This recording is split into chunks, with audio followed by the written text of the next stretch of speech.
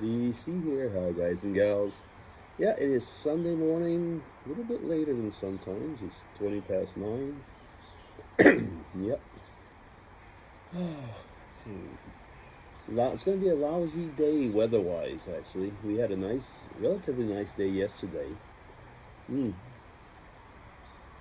Had the grandkids over and played around and had fun.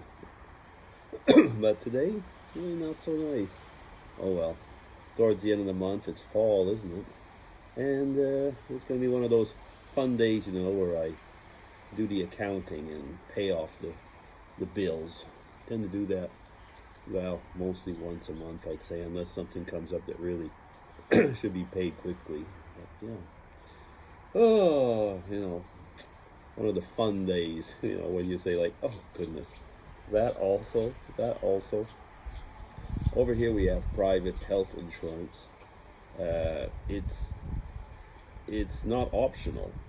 You have to have it, but it's still private. And what they call the basic costs are the same for everybody. So even if it's private, you get what you call the added benefits through the complementary so-called insurances, which could be more or less expensive. I pretty well just have the basic, and I have what you call a very large franchise. So the first part I pay, and then we end up paying 10% of pretty much everything. So it's, aside from America, Switzerland is the most expensive place as far as healthcare goes, but, and that's an important point, the healthcare system is very good and solid and works, I say, overall well. There'll always be people that complain, but when you compare with other countries, it's really good. The main problem, though, is that it's the same. Bogdanovich. It's the same for you at every age. I mean by that is, okay, young children and up to adult age, they have special prices, but retired people pay the same thing as the active ones. So the healthcare is a very, very big burden on the financial health of the retired people here. A lot of people here, we have a lot of immigrants. People always talk about the immigrants in other countries, but we have a lot of people that come over here to work and they get the equivalent of green cards and stuff like that. But when they get to retirement age, I'll take for example the Portuguese. There was even articles not too long ago, but all the ones that I know, they go back. They go back. They just can't keep on living here.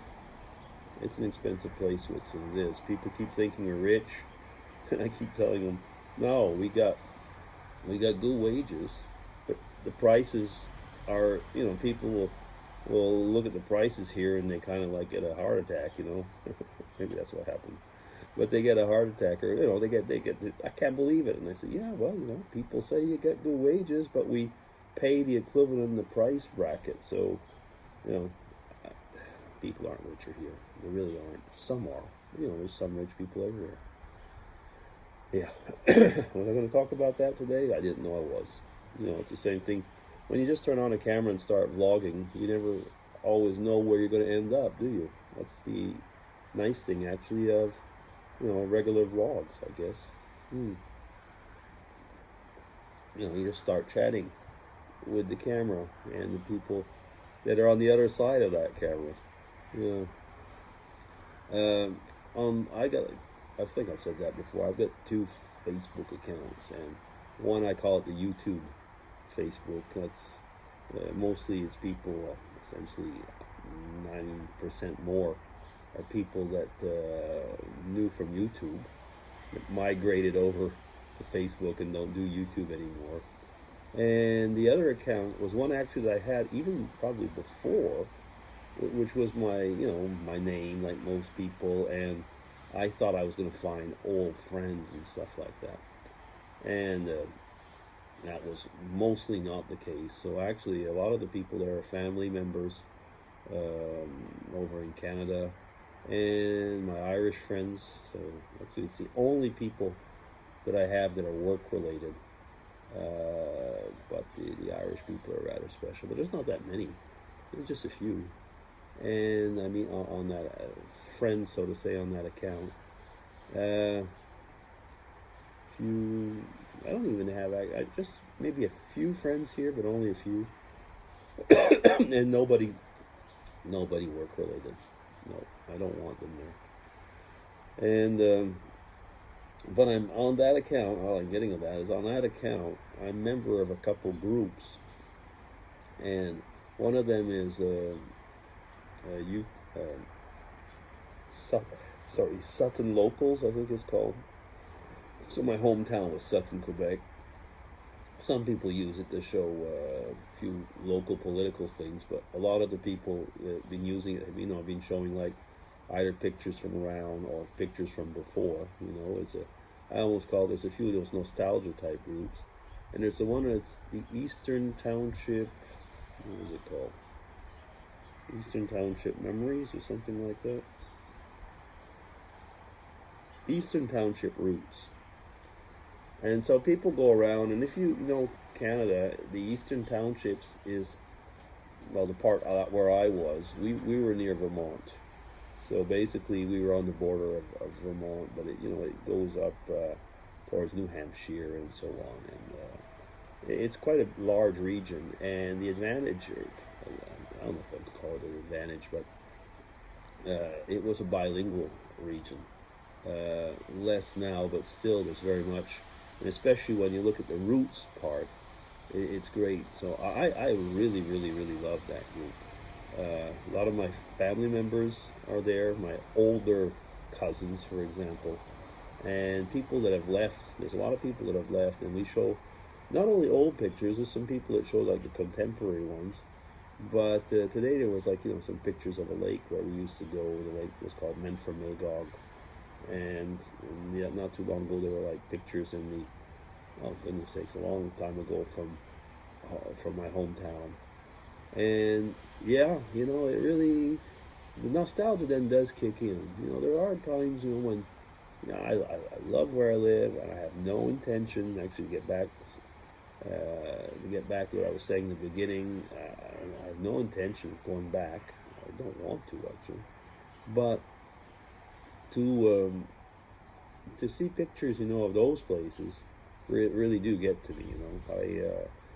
When I go to Canada, and people sometimes tell me, "Why do you always say when you go to Canada, you go to Quebec?" I said, "No, I go back to Canada."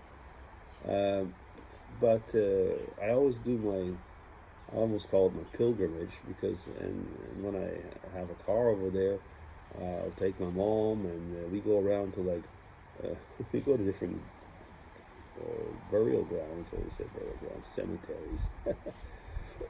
Burial ground sounds almost like it was like a,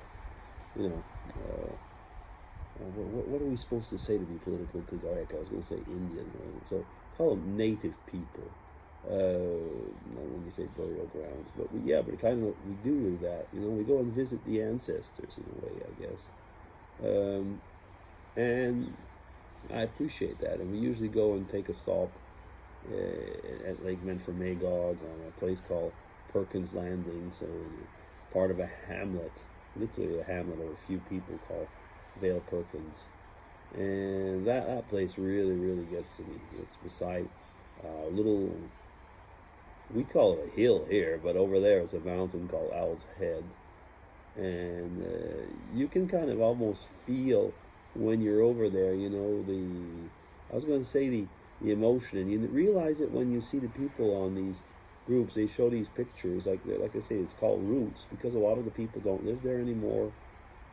Some people still do, but you realize actually the attachment sometimes to your hometowns and so on. And would you go back? There's the whole saying that that you can't really go back to where you came from. It's different, and of course it would be different. But the pictures convey actually the emotions and the feelings and the longings actually that you had. I'm coming up to 10 minutes. So I'll be signing off actually. You tell me about your own hometowns, or you have a hometown? You have a place that when you think about it, it stirs something up, or It could be bad things, but I like to think about the good ones, because over time, I mean, some of the emotions stay. I'm over 10 minutes, but it doesn't really matter. Sometimes, some of the emotions, the bad ones will stir up, but, the good ones are there as well. So it's good to have a mixture. Yeah, I guess that's it. DC signing off. Take care, everybody. Have a good Sunday. Bye-bye.